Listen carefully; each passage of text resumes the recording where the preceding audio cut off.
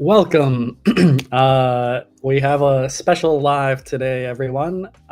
This one is going to be a really fun live stream where we just go through a template and we make an effect together. Yeah, I'm super psyched to show this off and build something that I can easily launch as soon as I'm done. So if everyone wants to start by having the latest version of Effect House open and making sure that you have access to the dessert dash effect or a template, then I can start with a walkthrough.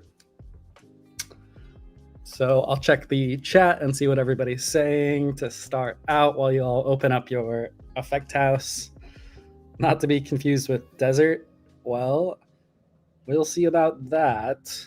I do like cactuses down here in California. Oh, Florencia, Bruno, Joshua, Libardo. Definitely recognize a lot of these names as famous TikTok effect creators. Cool. All right. So just as a thing that I'll do to double check, I'll show you my homepage, TikTok Effect House. And here is Dessert Dash. So I'll open it up. This is probably the largest, it's definitely the largest physics-based template that we have, but it might be the largest template that we have in general. When you first open it up, you'll see if you open up the visual scripting panel, you'll see that everything is combined into one subgraph with a couple options. We just, I think, launched a guide for this, a video guide. So if you haven't watched that, also you should watch that. I'll basically cover some of the same things there. I might go into a little more detail in that video. This might be more of a catch you up kind of thing. But just to start off, you'll see the reference to the player ball is here so that you have your player. You also have the scene object. So these are used for different things. We have the camera holder get component. This is because there's sort of a complex way that we move the camera, and then it's not just rendering the scene, but also the direction that the camera is looking influences the direction of the ball. So some of these things are much more important than you would think at first glance. And then the goal collider, the reason that we reference this is because the object that you hit, the final goal, when you hit it, you want to trigger an end game. So we need that in visual scripting so that we can check if the two objects that collided are the correct ones, the player ball and the final goal. And then you can control all kinds of things like accelerating power, max speed. So these are totally just subjective. So if you want a game where the ball speeds up much faster or goes at a much faster max speed, that totally makes sense. You should do it. Always accelerate. I like this one because I saw a lot of viral effects where the forward and backward, the actual movement isn't controlled by any on-screen controls. It's just always moving forward and you're just steering it. So this always accelerate will change how this effect works so that the forward and backward control doesn't do anything. And you're just steering left and right while the ball accelerates as fast as possible forward. So that could be fun. You would definitely design different levels for different settings, of course. If you're doing a level where you're always going forward, then you might make the platforms span out between each other a lot further so that there's much more distance between obstacles, because you'll imagine that the best player getting the best time will be at full speed the entire time they're running through the level. So you have to think about the different cases that will happen. Player spawn location. I'll show you some creative ways to use this during this session, but player spawn location just indicates an object, a transform, located somewhere in the world. And you'll use this when your player respawns. It will just respawn at the location that object is. So we can have multiple spawn locations and we can switch between them. So if you make it halfway through the level, I'll show you how to set up a second spawn location. So if you fall off the map, you'll appear in the middle of the level if you've already made it to the middle of the level. And that will be kind of fun for longer levels or some specific challenges. The respawn height threshold is negative 105. That's 105 units from the center of the world. So basically, this is just some arbitrary number that I chose that was below all of my platforms. So basically, you've fallen off of all the platforms and you're not going to get back up on them. Then we'll just respawn you. And then turning speed. This is just how fast you turn left and right with the controls. So I just wanted to make sure it's clear what all of these do, because when I made this, I wanted it to be something that anyone could use, even if you're a very, very beginner. And by very beginner, I mean somebody who's maybe never looked at visual scripting. So if you don't want to look inside of this subgraph, now I've explained all of the things that you can do with it without doing any visual scripting. So hopefully if you're a beginner, but you want to customize it and make it more your own, hopefully now you have the power to. Okay, so let's start out in the hierarchy. We've got two sections. We've got the basic level and we've got the level building parts. Oops, I was trying to expand the wrong one. So the level building parts are mostly what we're going to use to build levels. We have candy canes, ramps, platforms, decorations, and then we have these special items that you don't want to duplicate. I'll go over that in a bit. But just to start out, you can see the basic level here. It has the player spawn. It has the all of the cake platforms and everything laid out carefully so that it all works together. Well, we don't have to do anything with this basic level. In fact, I will turn it off. And sometimes I might turn it on for reference, just to see how long my basic level was, to kind of gauge it against whatever I'm making now. But let's start with just some basic platforms. We'll start our own basic level. And I'm a huge fan of making sure everything's organized when you're doing big projects. So I'll create a scene object. And we'll just call this, what do we want to call this? Stream level. And this is a level that I'm making during the live stream, just in case I get confused. So here we go. Let's create another object just by duplicating this. We also want another holder object. And this one will be the player spawn. And then I'll just put stream as the tag because sometimes you notice these object pickers. It's a little easier to just look for stream instead of looking through all of the player spawns that I've created. So that'll just help me find it. And then we can put this wherever we want, but let's put down a platform. So here is how you'll build a level. You'll go into these sections, candy canes, ramps, platforms, and we have a few different platforms. If you want to see what all of them look like, during this whole project, I decided to arrange them over on the side so we can enable platforms, and then if we select one of these like cake stack small and then focus on it, you can see here are all the platforms laid out. Now the reason there's multiple and they're all made up of the same square cake is because I've pre-arranged these so that they each have like 3 or 4 cakes, but they only have 1 collider. So this is much more optimized than having a collider on every single cake. So if you can build your world out of these sets of 4 cakes, then it'll have 1/4 as many colliders in the final scene. And the number of colliders in your level strongly correlates with how optimized it is. So say you have like 30 platforms, maybe it'll run on every single device. But if you have 150 platforms, and 150 colliders, then you need to start worrying about, maybe it won't run as fast on lower end devices. You have to really worry about that stuff when you're doing this stuff, because you don't really think that a platform that's just sitting there not moving has a performance impact. But every single frame, your ball has to check if it's colliding through these objects. So yeah, just something to think about. The more platforms you add, the more you have to think about, will this run on a very low end device?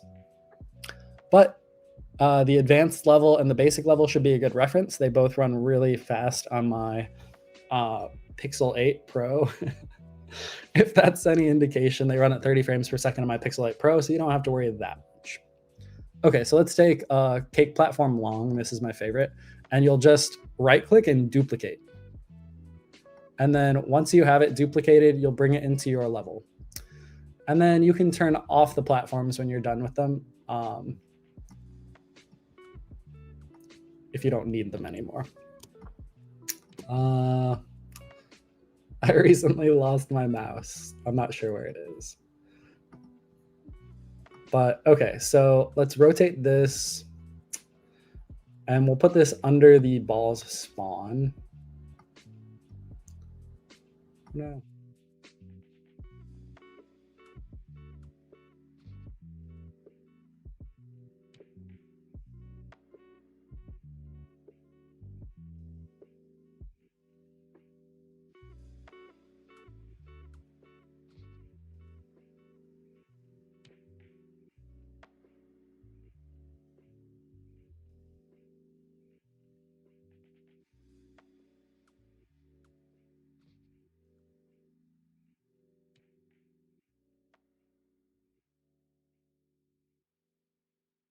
A bit advanced for Effect House. I tried a couple different things on the live stream earlier this week. But yeah, if let's go through the level builder, and I'll try to think of a reason to use a hollow collider. But I think the physics system is still pretty fresh, so I don't know if advanced features like that will be doable. So, okay, let's do just another. Okay, so this is the cake stack. Let's just duplicate this one. We'll bring this one into our level. And then we've got this over here. And so, oh no, I knocked it off. Doing stuff like this, in my opinion, just gives it a little bit of flavor. So I put that cake stack there. What does it do? It just gets in the way, right? Well, that's kind of the point. Most of your objects should get in the way in a way that's fun. That's kind of one of the things about level building, is you want to slow the player down unless they're good.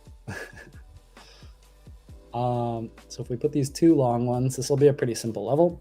And the nice thing, the beautiful thing about Effect House is that while you're building your level like this, at any point you just touch the screen and start playing.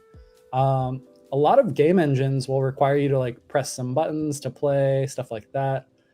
But it's just always refreshing and always running on this preview, so which is really nice. Okay, so now we have this pretty simple thing where you move left and right.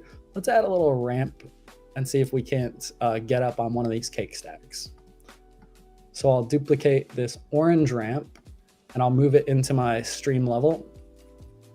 And we can see it over here now that I've moved it in and it's enabled. And it's an orange slice, as you can see. I love this orange slice. It's great. So let's put it right here, and then we can put another cake stack a little lower as a kind of a basic thing.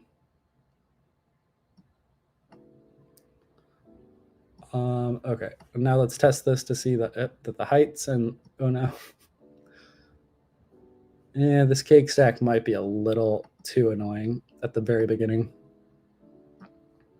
But yeah, this kind of thing, you should think about how the users are going to get over your obstacles and what it's really testing. Like, this might be training them to get better at turning around corners, sharp corners. So then if you mentally note why you're doing each thing, oh, Haley Cat Paws, you're not late. We're just getting started. Okay, you're a little late, but that's fine. But yeah, it's good to note the reasons that you're doing each thing, because then you can like diversify, because you might notice like, oh, I'm just doing a bunch of ramps to see if people can get to max speed to jump a bunch of gaps. Maybe that's what you want to do. Maybe once you realize that, you can lean into it more. Okay, so this is pretty simple so far, and I need to get another mouse.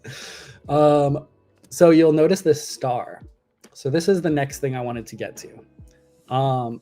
We've set up this ramp where you can get over these cake stacks, and we've got these cakes that you have to navigate around.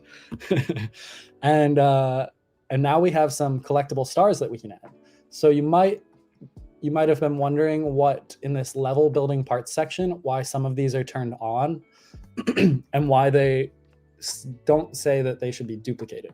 And that's because they're connected to some things in visual scripting, so that basically they're directly tied to the object. So if you don't duplicate it, the visual scripting won't be tied to the duplicate. It'll only be tied to the original. So for these, all we have to do is move them. They're already turned on. They're already visible in the scene. We just move them in the scene where we want, and then all the visual scripting is already done. And if I just run through this short area here and collect the star, you'll see it magically is collected. Oh no. And the little star will appear on the top of the list of stars here, and it'll disappear, so you've collected it. And then when the user plays this, they can fall off as many times as they want, as long as they get the star at some point and then finish the level, they'll have collected it. Let's see. So now that we understand how the stars work, and you can place all 3 stars somewhere in your level, then it kind of makes it a little more fun to design the level, because then you don't think about it in terms of this, wow, I have all this stuff, I don't know where to start. Now you kind of have somewhere to start. You know that you want to have 3 sections, and that you want 3 little tricks of like somewhere where you have to grab a star. So this first one, all you have to do is roll straight, which, can be kind of hard if you're not, if you don't play many video games. So we'll just put it there. And then the next one, we can think of something a little more fun. Okay, so we've got some ramps. We've got some basic cake stacks. Let's add some wider platforms to funnel the ball into our next section. My other favorite one is cake platform medium. And the reason it's called medium is because I really think you could do a 9 cake platform that's even bigger. And so we would call that one large. Okay, let's see. Bring this over into our space here, and we'll put it down here.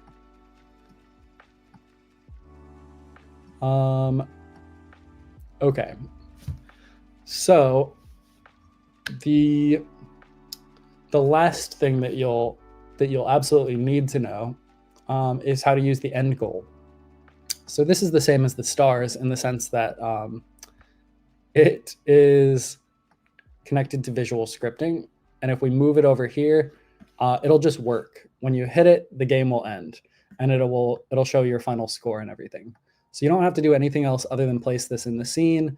So long as you don't duplicate it or delete it or anything, all you have to do is move it. And so if we roll into this, I'll just show a quick example of us rolling into this and the game ending. Oh no. Well, okay.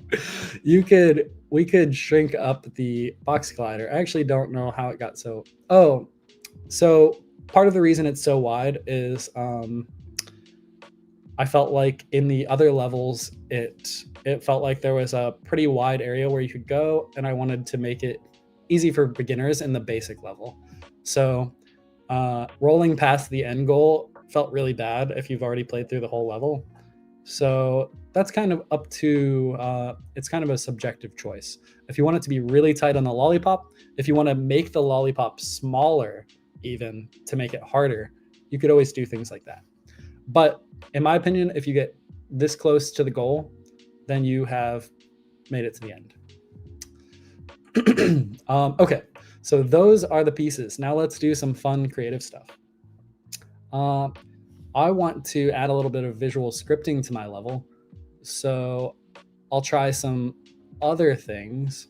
We'll move the goal out of the way for now because this isn't where the goal is going to be.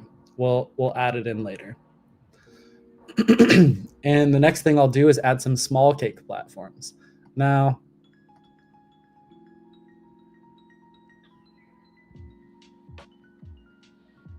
okay. Sorry, I was a little confused about the placement. Okay, so here's our small cake platform. The thing I like about these is, or the thing I like to use these for, is to like animate them a little bit.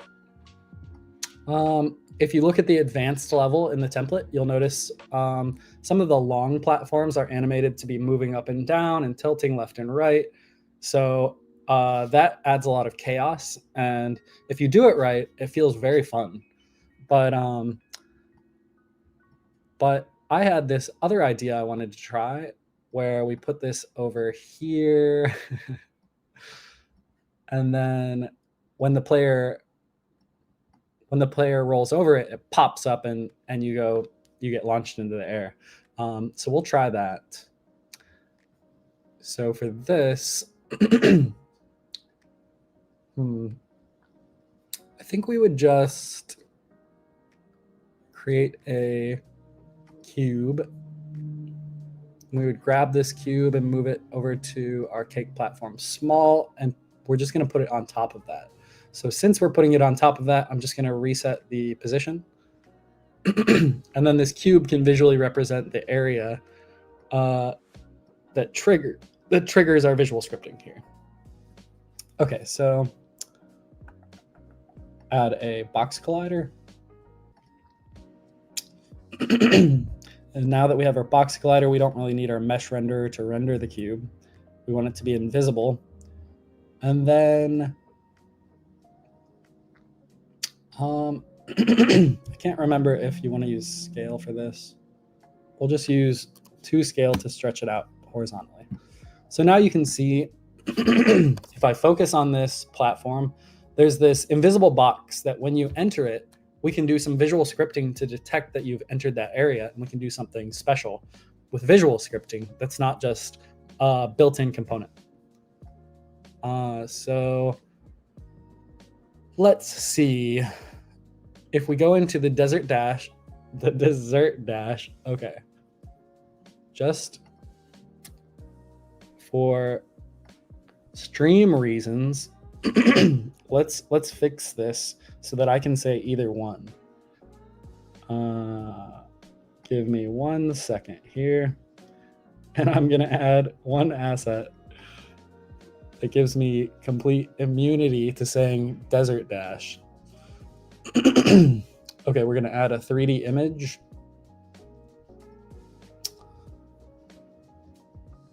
And on this image here, let's focus it. We're gonna let's just move it out of the way, but still on screen when you start. And now we will assign the texture of a cactus. And now this is desert dash. So anytime I say that, it's because there's a cactus, and you can't say that I made a mistake. Anyway, we'll go back to this cube, and let's take a look in the subgraphs here. There's a lot of really cool stuff that you can look at. Oh yeah, you might notice even for this star collectibles, I added this peak so that you can see how many stars have been collected. Just to hint to creators, maybe you can do something based on how many stars are collected at the end of the game to give them some sort of special ending or something. But yeah, let's see. What I really wanted to find is the end level. So maybe that would be in level animation. So the level animation controls the stars, or no, controls the platforms, the moving platforms. Okay. Oh, reach goal. That's at the bottom. Okay, so this section just does some things when you reach the goal. And we're basically comparing, we're every time something collides with the goal, we check if it's the ball. Just because you never know, you might, some creator might create some thing that launches objects around the world. And then if one of those objects touches the goal, we don't want the game to end.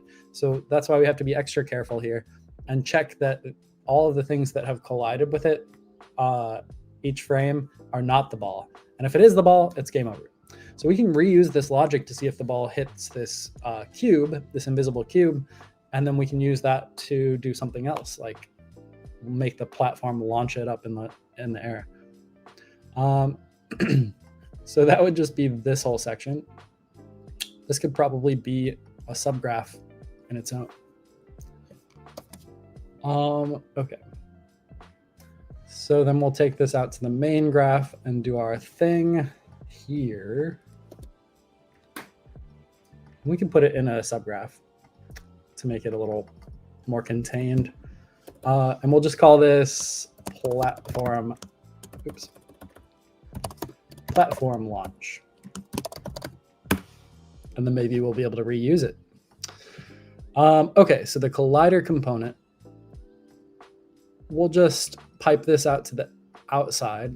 This will be whatever box you're entering to trigger. That will be what collider you want. And then, so there might be one thing just to think about here. But if you do have multiple objects flying around, notice that every collision event, it will only check for one object. So that means if there's a bunch of objects, then it might only check for one object this frame. So you might want to make a for loop that iterates through these. We're just going to do the simple version right now. But if anybody's interested, I can also add the part that loops through all of the collisions to check if any of them are the ball. But just to make sure we get through some interesting stuff, we'll just do this simple version. Okay, so, and then we also want a reference to the player ball. You'll notice player ball scene object is in here, and we're comparing scene objects. So that actually works. We don't need to pull the ball in here.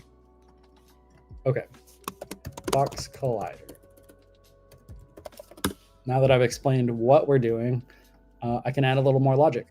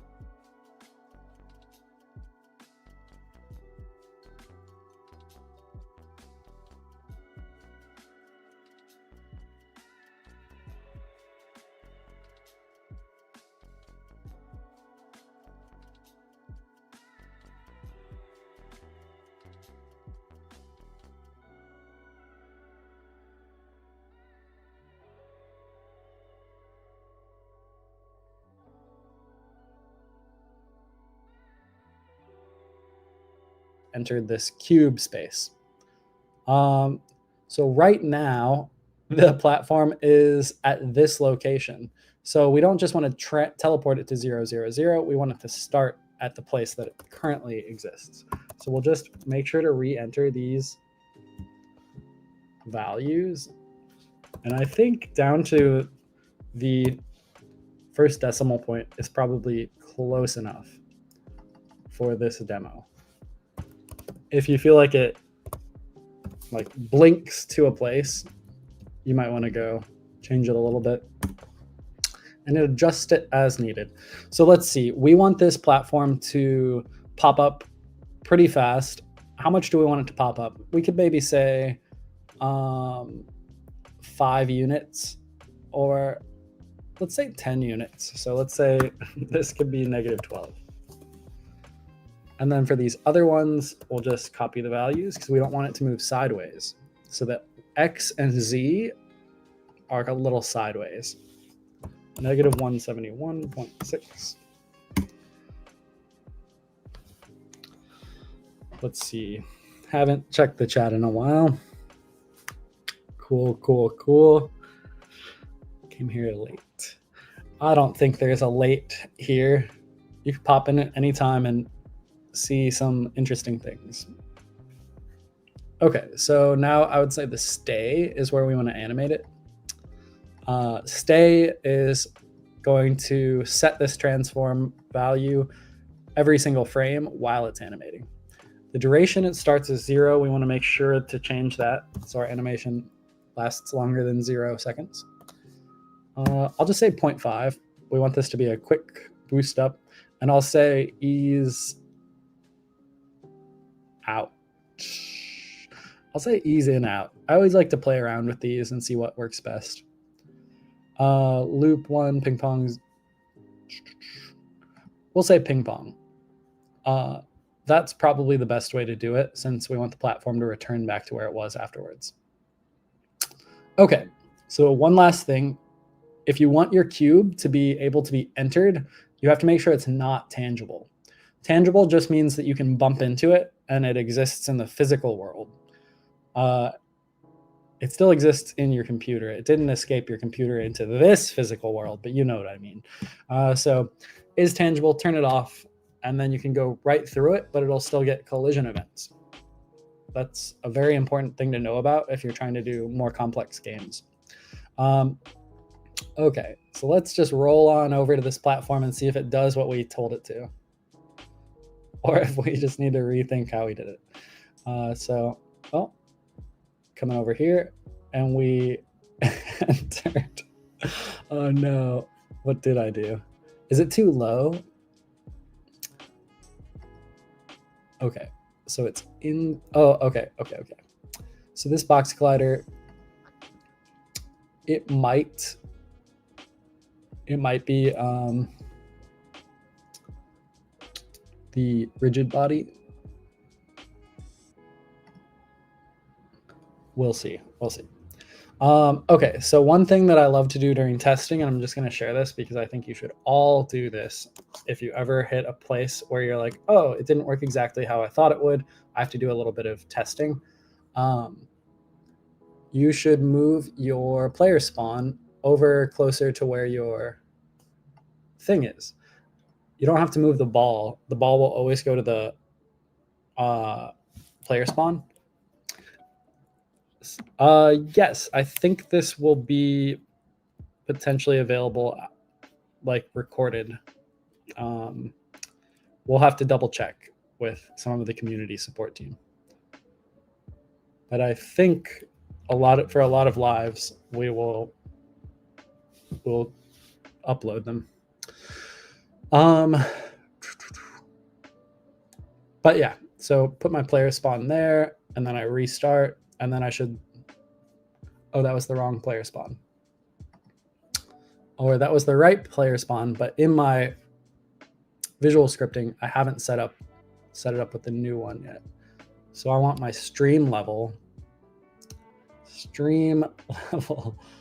player spawn. Okay, and now we know it's at the right place. And now we can just roll into this.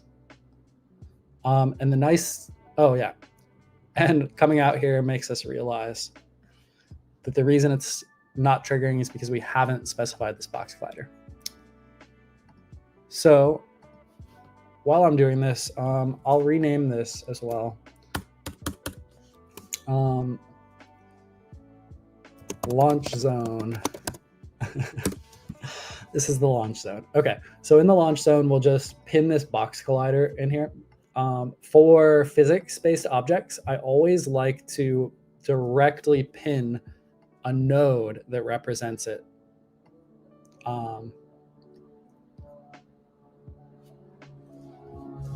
Okay, so let's roll in, and then bam, that is a big launch. That's exactly what we wanted, though. Nice, Kel made it. Happy New Year. Happy New Year, everyone. In case you haven't said it enough yet. Cool. So this, I don't know how high it launched us. That's the thing about building these levels from the start to the finish, is you can't really see much in the distance, but you can see that he's falling for a really long time before he respawns. So I think this platform launch thing is perfect, but I think maybe it needs a little less launch. So maybe we'll just go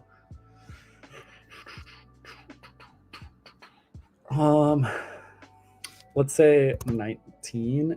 So it's only going to launch 3 units in 0.5 seconds. That should still be pretty good.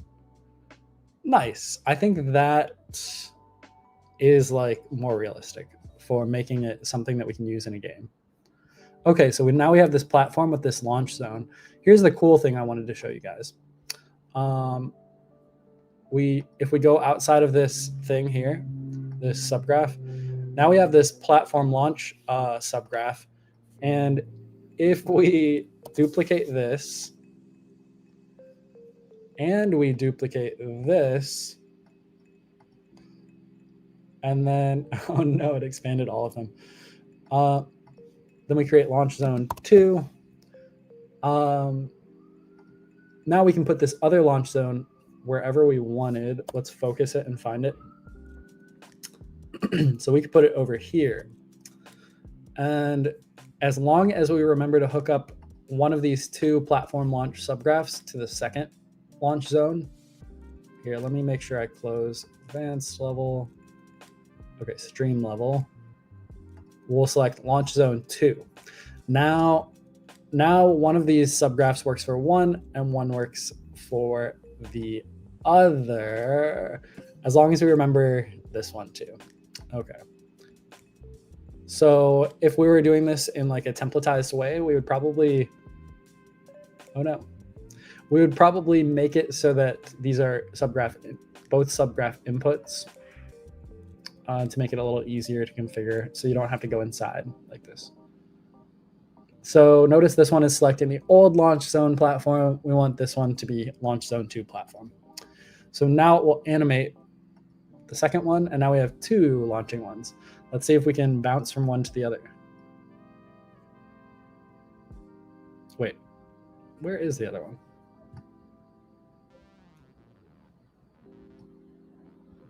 It's interesting that I can't see the second one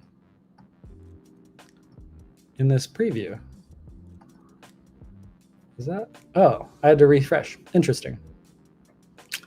If anything seems like it's not working, I feel like the preview restart usually fixes it. Okay, now we can jump forward and carefully, if you want to make it easier, I would say you can move the platform to make it a little easier. So seems like it's very easy to overshoot, so I'm just going to put it further out.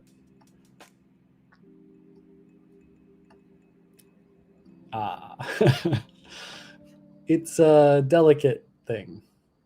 Okay, there we go. We're launched pretty well. And then we're... So notice this alone, I think this type of thing could be a viral level. Notice that you have 2 bouncing platforms. You could set it up so there's like 6 platforms that all do this bounce, and just having a challenge where it's like you just have to get to the end. That could be really fun and interesting for people, where it's just like one kind of mechanic. Can you do this one thing? That can be pretty fun. And it also teaches people how to do they kind of learn a new skill in this game type. So then you can make more complex things in the next one if that goes viral, and everybody kind of learns how to do that. So if we do this and then we land on this platform, oh, did it? Oh, another template thing to keep in mind. We copied these values from the first platform. So now that we moved to this other platform, we do have to think about how these values are different. So now the only thing we did was move it on the z-axis. So negative 235. So yeah, again, if I was doing this for a template, I would be pulling these values from an input that has this transform so that I don't manually set these. And that way that there wouldn't be less room for just like little errors like that. It really depends how fast you're moving across this platform when you start. Getting different amounts of contact. There we go.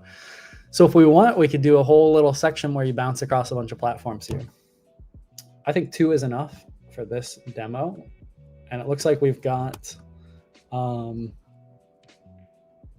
it looks like we've got maybe 15 minutes left. I think we've got quite a few little, quite a nice little intro and a few different little interesting ideas and tips. I would, because I'm a little bit of a, I like to struggle against crazy challenges. I would put this star here. It would probably be really annoying to hit, or maybe you would just get lucky and hit it on the first try. Like you hit it, but you fall off. So if you're ever doing a speed run, that would be very, it would be very frantic to try to get that. And keep in mind, when you're playing it on the mobile device, it actually feels a lot smoother just because the mobile device doesn't have to run all of Effect House. It just has to run the game. So it usually runs at about 30 frames per second on modern devices. Okay, so now we have these two, and we have 2 stars. The only thing left is the third star and the goal. So we can do that pretty quick. Let's do another platform. Okay, let's do this theme of like these platforms that kind of suck you into the middle. This is something that I could see a lot of like easier levels using if you want to make it so that anyone can play. Level building parts are all expanded. Okay. So long is my favorite. If you ever make, I love this poll. How hard should your game effect be? Pretty challenging. Impossible. We all know the impossible ones are the ones that go viral. Until somebody makes it possible. But hey, don't take my word for it. Read it in a book. Oh, I just took a candy cane, didn't I? Okay, the candy cane. I like the candy canes. I think the whole rail riding thing is really fun. I accidentally added this to the scenes, and now we're just gonna add this here as decoration. Don't be afraid to add decoration. Okay, but what we really wanted was the cake platform long, not candy cane long. And then we duplicate that and we move it into our scene, into our stream level. We focus it to get it oriented correctly. And I think I'll rotate it like I did the other one. We could do that up here just by canceling out this 90 degrees. Okay, so let's put it right here. Now this is going to be up a little bit because I want that platform to bounce you up onto it. And then we'll move the goal further back because we're still not using it. Let's put it back there. And for this long platform, check this out.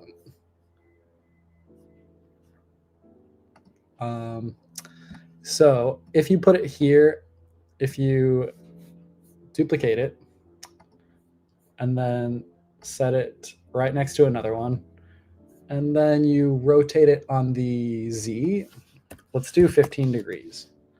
We'll do negative 15 on this one. 15 degrees. And then we can kind of make sure that they, meet up correctly. Then with this, you really can't roll off the side. For some reason, it feels, these two cakes feel slightly different. Did I change the scale of either of these? Nope. Guess it's just an optical illusion because it's on one side of the screen instead of centered. Okay. Cool. So when you bounce up there, you won't fall off the side as easily. So these types of platforms where they're narrowly pointed inward are really good for beginner levels where it's pretty hard for people to fall off. So then after this, I'll show you how to reuse this same subgraph we just made, because I feel like my favorite thing is just finding different ways to reuse subgraphs. Who is going to be making the next effect that will make August cry? Hey, I have a secret. Every effect makes me cry. So whoever's fastest. It's like watching a live birth of an effect. I just think about how beautiful the world is every time a new one's released. Okay, so these two long platforms, we're going to duplicate them again for this grand finale piece I'm about to show you. It's not that fancy, but it's like a great way to reuse this. And I'm going to rotate this up so that it's very steep and you can't get up it on your own. And then I'm going to duplicate one more long platform. This is going to be kind of annoying to keep track of these. And I'm going to undo this rotation on the Z. Oh, oops, that was Box Collider. So that this is set up like that. Okay, so also I want to make sure that my orientation is local so that I can use these arrows a little better in a little more natural way. Okay. I think I am doing something slightly weird with these platforms.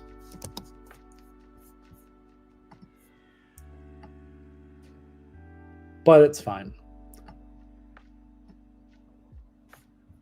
Realistically, as long as the level operates, everything's fine. Okay, so now what we want to do... Oh no, I just noticed that other one is slightly off. Wait, what is this one? Okay. Yeah, keeping all of these unfolded is a little annoying, but sometimes it's pretty helpful because then you can select and see which one of the main objects is rendering. Okay, so then we have this long cake platform. We're going to move it down so that it's invisible, so that people don't know what to expect. They'll be in shock and awe when this slow moving platform emerges. So we're going to duplicate this again. Oops. Okay. I don't know what I'm doing here. Okay. Control D, duplicate. And then for this launch zone, we're going to make another one. So let's just, sometimes there's like too much stuff here. So I have to fold all these down to make it a little bit easier to navigate, and then I feel a lot better. Okay, so we want another cube. we're gonna basically make the same thing. The cube goes to the bottom of this render thing. So we got to drag it back up. And then we'll put it right here. Actually, just to make sure that it goes to the right place, we'll put it here, and then we'll just reset. And it'll snap to this object that I parented it under. In case you weren't aware of how to do that, that's super helpful sometimes, because now we look at the cube, we can focus it. It's right here. It's in the same area. I mean, a lot of Effect House effects are maybe focused on the face, so you're not navigating around this big world in the same way. But really, we could have used a sphere here as well, but I think this cube will be great. Oh no, we'll just move it down here, and then we'll add a box collider. And I really don't know if you need the rigid body to trigger to have that event triggered, so we can experiment a little bit. So let's just scale these. Yeah, we'll just increase the scale. Yeah, sorry, I'm just thinking about one thing. But we can do this, and I think that should be good enough. Then we'll turn off the mesh render, and then that is our box collider. So for this third one, we're gonna say, instead of the launch zones, which are the things that we named them before, we'll just find this cube. We could name this elevator zone. And then this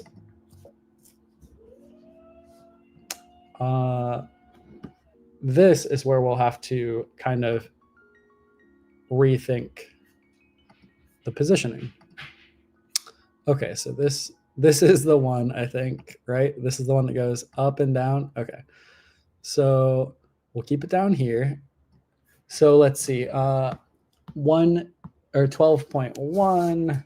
So we can just kind of like go through and set these values. Negative 64.5. Negative 321. And these are all the starting points.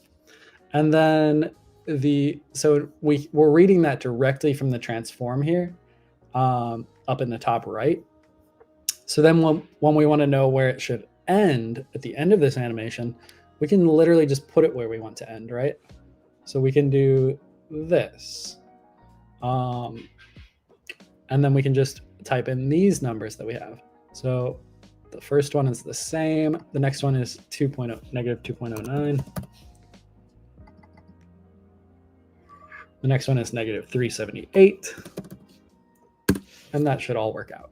Okay, so ease in and out and ping pong are still on. So that means that it'll retract back to its start by the end. And 0.5 seconds will absolutely launch this ball into space. What we want is a nice smooth elevator. So we could add 4 seconds and then we can just see how this is. And then we're actually moving this cake platform long, duplicate 6. So if we can go through and find that, oh yeah, good tip here. You can stretch out this window if you need to read more. Okay, and here it is. So now we'll be moving that. So I wonder if we should just test it out, see if we can get over there. We bounced on that one, then we come over here, and this one is still expanded. We forgot to put it back. So yeah, let's move that back down to this starting position. It doesn't need to be anywhere specific really, as long as it's out of the way when it starts, because it'll basically flash to its starting position. So let's, I guess, restart and just try it again. And oh no. Okay. That's a good jump. Oh, too far, honestly. It's a little tricky to, because the physics is involved, but I'm sure like once you get a rhythm, I think I'm just spawning too close to this platform to where I can't get a good rhythm. Oh no. Oh, there we go. Now I'm going to be like bouncing around on this platform too much. There we go. There we go. They don't call me a pro of Desert Dash for nothing. Okay. Oh no. I didn't get on the train. It's like moving. It looks like it's moving so fast. Oh, you know what it is that I forgot to do? This elevator zone is tangible. You have to uncheck is tangible so that you can go inside of the cube and it triggers. But I think it was still acting as a physical cube. So that was blocking me from getting into the zone where I could ride the elevator. Oh, I accidentally clicked record. Yeah, that's another tip. If you don't want it to reset on record while you're testing, you can change the UI, hide the UI, because that can get in the way a little bit. I find myself touching more of the middle of the screen when I'm testing up here, and then when I'm on mobile. Oh, okay. So this tells me that I should probably make this elevator come out a little further from the wall. Oops, not that. So this is cake platform duplicate 6. And we would just put it like here. And then we would look at, okay. Now this new starting point, what's different? It's at 65 and 313. Okay, so those are the main differences. And that'll make it catch a little better. And then I'm just gonna guess this one would be at 370. Would make it a little easier. But yeah, I would highly suggest just getting them working first and then fine tuning it. Because if you get bogged up too much on the fine tuning, oh no, now it's too far away. Now I'm trapped under it. That's hilarious. Okay. Well, let's see. Let's just zoom in on here. I think the thing that makes it a little tough is I was a little too zoomed out. Okay, so okay. We really just want it to be right here. And what we need, here's the fine tuning part. What we need is this elevator zone to be moved so that you run into it at the time where you can actually be boosted. I think it's triggering a little too early is the biggest problem. And that should work. And then this cake, we just have to readjust it again a little bit. So it's, if we move it down in the Z, 65, 318. Okay, not too much difference. Okay, now if we can get across the chasm again. Sometimes I think you can make it, if I would just try, I think sometimes I can make it. Ooh, that's a bad bounce. This is the beautiful thing about physics in Effect House, is that you can get like significantly different results that are like physically generated. Rather than if I program this myself, I think a lot of the jumps and stuff would be much more similar. Barely missed it. It's like a snake coming out to attack. There we go. Okay. Oh man. I really just need it to move up in its forward direction. Dang, he's getting pummeled. Okay, so it might be because of my end position. Can the ball really fit into there?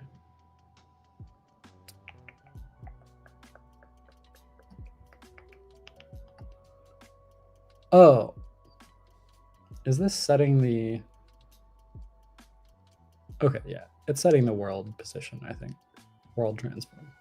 or local transform, I mean. Okay, so I think it's this Y. I think I messed up. No. Okay, wait, yeah, this is world position. Let's just put it where we want to put it. So, and just re-add these numbers. So that would be perfect. So negative is, so this is basically 0. 0.4, and then negative 378.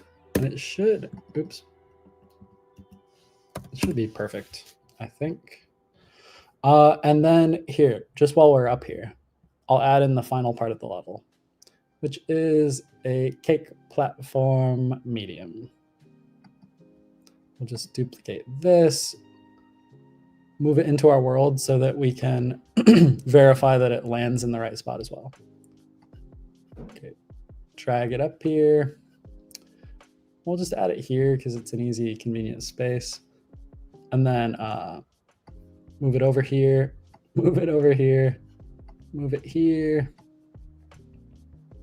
Almost perfect. Okay, is this it? Yeah.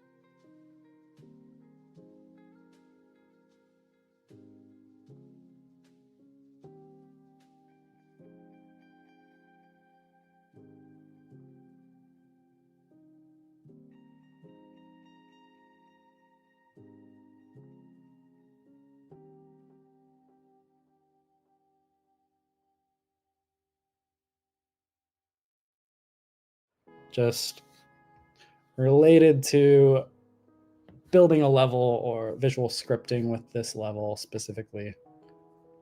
And maybe I could answer some last questions while we're finishing this level up. Nice. That was a beautiful bounce. That's the kind of bounce that makes me cry. No. Cried twice that round.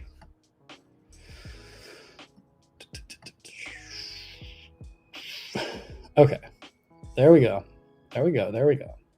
And if anybody wants any of these subgraphs, oh no, he's still trapped. Okay, so he's gonna make it up there, I think. Oh, wow, he's got a lot of power. He can get uphill. Oh, okay. So we definitely have some tweaks to make on this elevator to make it work. I think the fine tuning is very important because of this like little gap here. You really have to make sure it fits perfectly. So that fine tuning takes a little extra time, or maybe you would rethink how it's getting these values as well.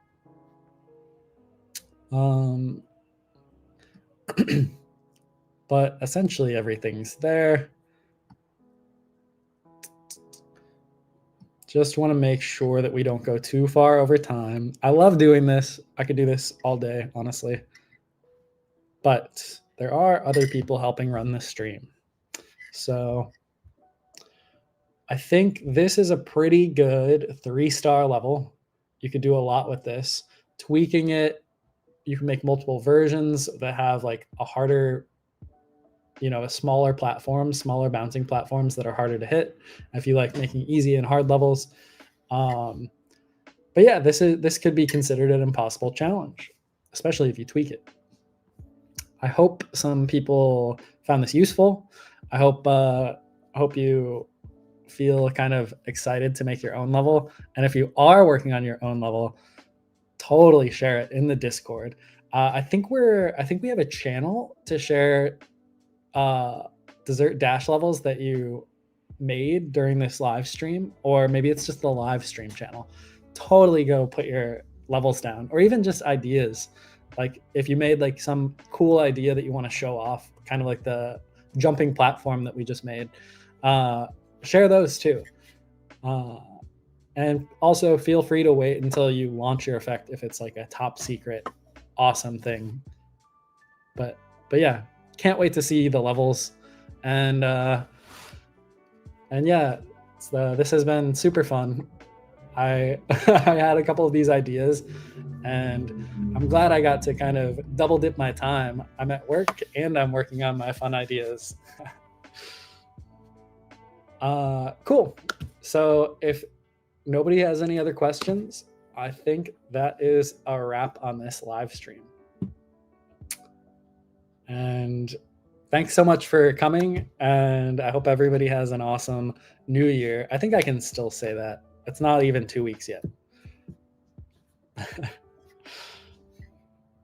All right. Have a good one, everyone. Post your levels.